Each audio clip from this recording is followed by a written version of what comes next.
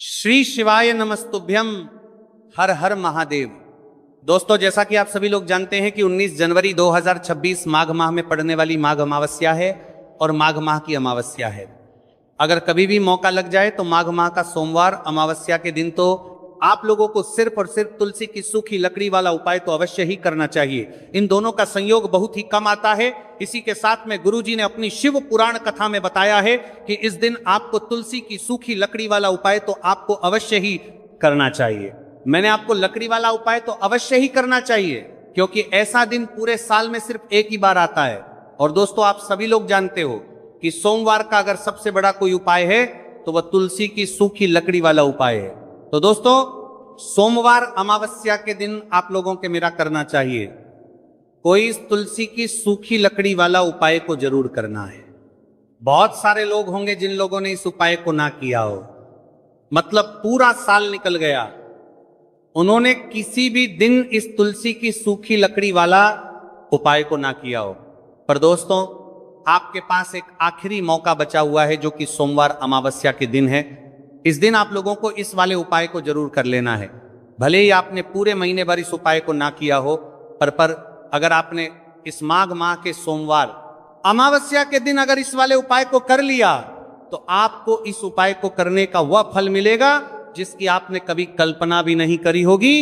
इसीलिए आप लोग इस वाले उपाय को एक बार जरूर कर लेना है ताकि आपके हाथ से यह मौका ना जा सके और आपको इस उपाय को करने का फल मिलेगा।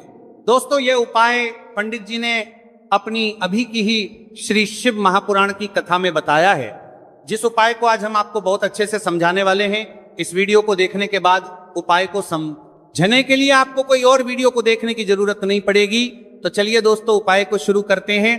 देखिए, ये इस माघ मास सोमवार अमावस्या के दिन ये इतना खास होता है, इतना महत्वपूर्ण होता है। देखा गया है कभी कभी बड़े बड़े पूजा पाठ अनुष्ठान से जो कि मनोकामना पूर्ण नहीं होते, वहां माघ माह की सोमवार अमावस्या के दिन एक छोटे से उपाय करने से ही आपकी मनोकामना पूर्ण हो जाती है। और बहुत सारे लोगों ने इस उपाय को किया भी है, पर उनको इस उपाय को करने का फल भी जरूर मिला है। अगर आप लोग भी पूछी जाए निप्रामण्य प्रचार की परमा इस उपाय को करना चाहते हैं तो आप इस उपाय को पहले अच्छे से समझ लेना, सुन लेना, उसके बाद करना। आपको इस उपाय का फल जरूर मिलेगा और इस उपाय को कर लेने से आपके घर में चाहे किसी भी प्रकार की दुख और समस्या क्यों ना चल रही हो, आपको उसका कारण भी नहीं पता है कि भाई ये समस्या किस कारण से चल रही है। उसका कुछ भी कारण हो सकता है, जैसे पितृदोष हो सकता है या किसी भी तरह का मंगल दोष भी हो सकता है। तो इस दिन आप लोगों को ये वाला उपाय कर लेना है। यह कैसा उपाय है जिस उपाय को अगर किसी विशेष दिन पर किया जाए तो भाई उस विशेष दिन का जो है वह तो हमें मिलता ही मिलता है। पर हमने उस दिन पर इस उपाय को किया है तो हमें उससे भी बड़ा फल मिलता है और फल बहुत जल्द ही मिलता है, क्योंकि आप इस उपाय को बहुत ही बड़े और विशेष दिन पर कर रहे हो। तो चलिए अब उपाय के बारे में बात करते हैं, लेकिन उससे पहले आप लोगों में को यह जानना आवश्यक है कि आखिर यह उपाय किस समय करना है, किसको करना है और कैसे करना है। तो चलिए हम आगे आपको वीडियो में एक एक कर बता देते हैं। लेकिन उससे पहले अगर आप लोग हमारे चैनल पर पहली बार आए हैं या फिर मेरी आवाज आज पहली बार सुन रहे हैं तो हमारे चैनल को सब्सक्राइब जरूर कर लेना और इस वीडियो को लाइक करके कमेंट बॉक्स में श्री शिवाय नमस्तुभ्य ओम नमः शिवाय जरूर टाइप कर देना। तो दोस्तों, इस तुलसी की सूखी लकड़ी वाला उपाय को हमें सोमवार अमावस्या के दिन कैसे करना है, किसको करना है, किस समय करना है और कहां पर करना है, ये सारे सवालों के जवाब आपको इस वीडियो में मिल जाएंगे। और जो ये वीडियो देखेगा भाई, उसको तुलसी की सूखी लकड़ी वाला उपाय जरूर करना चाहिए, क्योंकि इस दिन काला तिल का भी बहुत ही बड़ा और विशेष महत्व होता है। और जब बात आ जाए तुलसी की सूखी लकड़ी वाला उपाय की तो ये सोने पर सुहागा वाली बात हो जाती है और ये एक बहुत ही बड़ा उपाय होता है। अब दोस्तों, इस तुलसी की सूखी लकड़ी उपाय को आखिर करना किसको है, सबसे पहले हम लोग वो बात जान लेते हैं। तो देखो, घर की जो बड़ी माताएं बहनें होती हैं, उन माताओं बहनों में से कोई भी एक बड़ी माता बहन इस वाले उपाय को कर सकती है। और दोस्तों, अगर आप चाहे तो अपने घर में से सभी सदस्यों को भी इस उपाय को करवा सकते हैं। अगर किसी व्यक्ति की खुद की कोई मनोकामना है, खुद की कोई दुख और परेशानी है जो कि वो अपने लिए ही करना चाहता है, इस वाले उपाय को तो वो खुद अपने लिए भी कर सकता है। बाकी अगर कोई घर में से ऐसा है जो कि अपने पूरे घर परिवार की सुख और शांति के तुल्य लिए ये वाला उपाय करना चाहता है तो भाई वो भी कर सकता है, हो सकता है उसमें भी कोई दिक्कत वाली बात नहीं है। कहने का मतलब यह है कि इस उपाय को हर एक सदस्य भी कर सकता है और पूरे घर परिवार के सदस्य के लिए घर की बड़ी माताओं बहनों में से कोई एक माता बहन भी कर सकती है।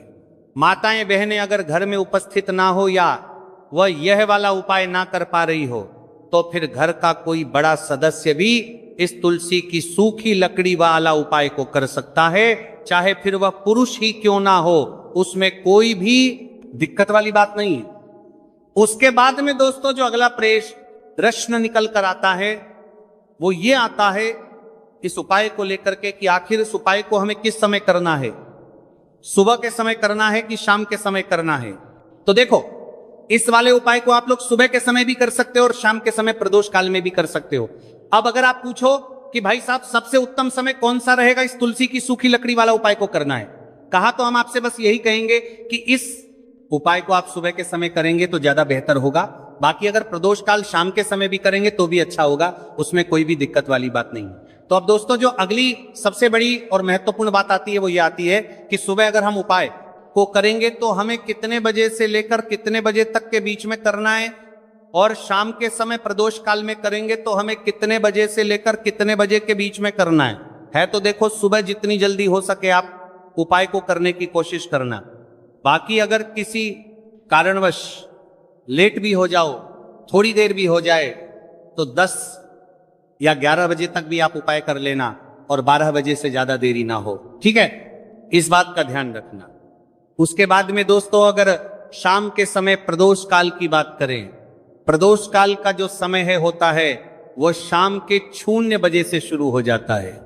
मतलब शाम के 6 प्रदोष काल की बात करें 0 बजे से शुरू हो जाता है। मतलब शाम के 0 बजे से शुरू हो जाता है, 0 बजे से शुरू हो जाता है, लेकर 7 के बीच का जो समय होता है यह समय प्रदोष काल का समय होता है।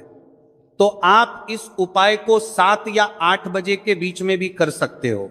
मतलब शाम के 0 बजे से रात 8:00 बजे के बीच में आप कभी भी इस वाले उपाय को कर सकते हो, उसमें कोई भी दिक्कत वाली बात नहीं है। देखिए यदि हम किसी ई प्रकार के उपाय को निश्चित दिन और निश्चित तिथि पर करते हैं तो इसका हमें बहुत अधिक लाभ मिलता है और इन उपायों को करने के बाद हमारे जीवन में बहुत अधिक पर परिवर्तन आता है। साथ ही साथ ये जो उपाय आपके जीवन की सारी परेशानियों को और सारी बाधाओं को दूर करने वाले हैं।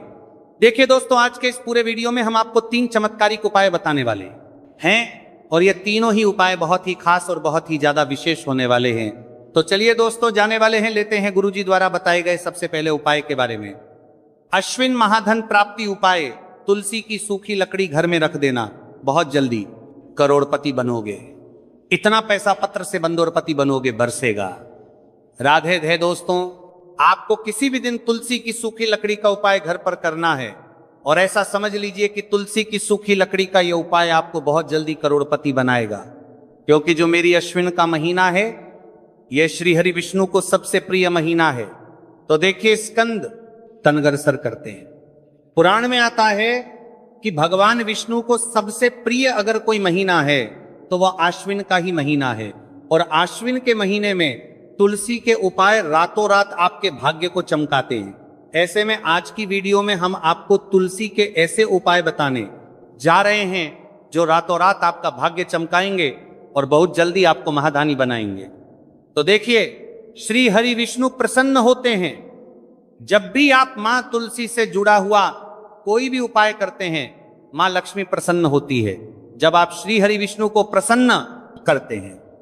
अब आज की वीडियो में जो उपाय हम आपको बताने जा रहे हैं, इस उपाय को करने से श्री हरि विष्णु तुरंत प्रसन्न होते हैं और सीधे सीधे आप मां लक्ष्मी को प्रसन्न कर लेते हैं।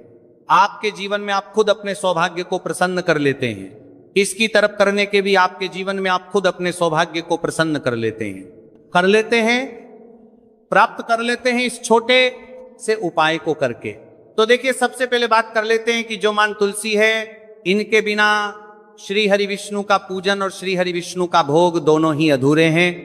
जब भी हम श्री हरि विष्णु को भोग कराते हैं, हम उनको भोग लगाते हैं, उसमें हम तुलसी दल जरूर डालते हैं। एक पत्ता डालेंगे लेकिन तुलसी दल जरूर डालते हैं, क्योंकि बिना तुलसी दल के श्री हरि विष्णु कोई भी भोग स्वीकार नहीं करते हैं। और आश्विन के महीने में तुलसी का पूजन करने से व्यक्ति को सौभाग्य की प्राप्ति होती है, उसके घर में कभी निर्धनता नहीं आती है। आप देखिए, सबसे पहले तो आपको आश्विन के महीने में एक हरा भरा तुलसी का पौधा अपने घर में जरूर लगाना चाहिए। अगर पहले से आपके घर में तुलसी का हरा भरा पौधा है तो बहुत उत्तम है, अगर नहीं है तो आश्विन के महीने के लिए महीने में तुलसी जी का पौधा आप जरूर लेकर आ, क्योंकि सबसे श्रेष्ठ महीना है तुलसी के पौधे को अपने घर में लाकर लगाने के लिए। दूसरी चीज कि देखिए, आश्विन के महीने में या उससे पहले आपके घर में तुलसी जी का पौधा सूख गया है, और अगर तुलसी का पौधा आपके घर में सूखा हुआ है तो उससे कौन सा उपाय है जो आप करके रातों रात अपने भाग्य को चमका सकते हैं। तो देखिए, अगर आपके घर में माध्यम में तुलसी जी का सूखा हुआ पौधा है, इसमें आपको हरे हरे भरे पौधे से उपाय नहीं करना। आपके घर में तुलसी जी का अगर सूखा हुआ पौधा है, उसी से आप उपाय करेंगे, इस चीज का ध्यान रखेंगे। तो देखिए, अगर तुलसी जी का पौधा सूख गया है तो आपको क्या करना है, उसकी छोटी छोटी कहानियां लेनी है, गिन के 7 कहानियां, ठीक है ना। कितनी कहानियां लेंगे? 7 कहानियां लेंगे। थोड़ा सा मौली धागा आपको लेना है और 7 तुलसी की सूखी लकड़ी को एक के अन्न दर एक यानी गट्ठा टाइप का बनाना है और उसको बांध देना है, ठीक है ना। सारी तुलसी की लकड़ियों हमको इकट्ठा करना है और मौली धागे से बांध देना है। बांध देंगे कलावा लपेट कर। अब आपको क्या करना है, रोली का तिलक इस तुलसी की सूखी लकड़ी पर आपको करना है। रोली का तिलक करेंगे, अगर चंदन है तो थोड़ा सा चंदन लगा दीजिए।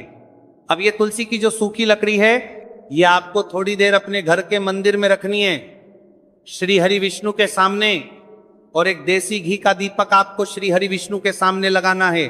दीपक गोलबाती का लगाएंगे और उसमें एक चुटकी पिसी हुई हल्दी डाल देंगे, ठीक है ना। श्री हरि विष्णु को हल्दी बहुत प्रिय है, दीपक लगा देंगे। थोड़ी देर बाद जो तुलसी की लकड़ियां हैं उनको ऐसे ही रखा रहने देंगे, तिलक कर देंगे। अब थोड़ी देर बाद आपको क्या करना है, तुलसी की वो जो सूखी लकड़ियां आपने बांधी थी कलावे से, मोली धागे से, अब आपको उन्हें उठाना है। एक छोटे से लाल कपड़े में आप इसको रख लीजिए, ठीक है ना। लाल कपड़े में रख लीजिए, पीला कपड़ा हो तो पीले कपड़े में रख लीजिए। रखने के बाद आपको क्या कर